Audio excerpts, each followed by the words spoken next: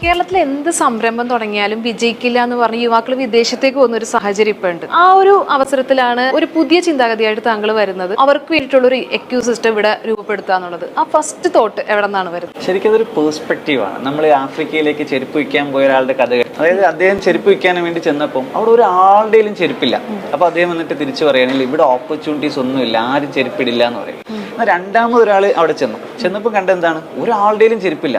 Sir മൊത്തം ചെരുപ്പ് ഇങ്ങോട്ടേക്ക് കയറ്റി വെച്ചോ, ഇവിടെ ഒറ്റ മനുഷ്യന് ചെരുപ്പില്ല എന്നൊരു ഓപ്പർച്യൂണിറ്റി ആയിട്ട് പറയും. ഒരേ കാര്യം തന്നെ നമുക്ക് രണ്ട് പേഴ്സ്പെക്റ്റീവിൽ കാണാം. അവിടെ ടാൽറോപ്പ് കണ്ടൊരു പേഴ്സ്പെക്റ്റീവ് ഇൻഫോ പാർക്കും ടെക്നോ പാർക്കും സൈബർ പാർക്കും എല്ലാം ഉള്ളൊരു നാട്, 167 എഞ്ചിനീയറിംഗ് കോളേജസും MBA കോളേജസും ഒക്കെ ഉള്ളൊരു നാട്, ടെക്നോളജിയിൽ നമ്പർ 1 ബ്രില്യൻ്റ് ആയിട്ട് നിൽക്കുന്ന ഒരു നാട്, ലിറ്ററസിയിൽ സൂപ്പർബ്, ഹെൽത്ത് കെയറിൽ സൂപ്പർബ് ആയിട്ടുള്ള ഭയങ്കര കപ്പാസിറ്റി ഉള്ള ഒരു യൂത്ത് ഉള്ള ഒരു നാട്ടിൽ അവിടെയല്ലേ ഏറ്റവും അധികം ഓപ്പർച്യൂണിറ്റീസ് വരേണ്ടത്. 365 ദിവസം സുന്ദരമായിട്ട് ജീവിക്കാൻ കഴിയുന്ന ഒരു നാടാണ് കേരളം.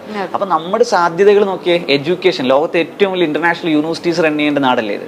നമ്മൾ നോക്കിയാൽ IT, വേൾഡിന്റെ IT ഹെഡ്ക്വാർട്ടേഴ്സ് ആകേണ്ട നാടല്ലേ ഇത് ഹെൽത്ത് കെയർ ഹബ് ആകേണ്ട, ക്ലിനിക്സും ഡോക്ടേഴ്സും ഒക്കെ ആയിട്ട് എന്തൊക്കെ പോസിബിലിറ്റീസ് നമുക്കുണ്ട്. അപ്പൊ നമുക്കല്ലേ സാധ്യത, ഗോഡ്സ് ഓൺ കൺട്രി, ടൂറിസത്തിന്റെ നാടല്ലേ നമ്മുടെ. അപ്പൊ നമ്മൾ നോക്കിക്കഴിഞ്ഞാൽ ആമസോണും ഫേസ്ബുക്ക് പോലുള്ള സ്റ്റാർട്ടപ്പുകൾ ബിൽഡ് ചെയ്യാൻ പറ്റുന്ന ഏറ്റവും ബെസ്റ്റ് പ്ലേസ് കേരളമാണ്.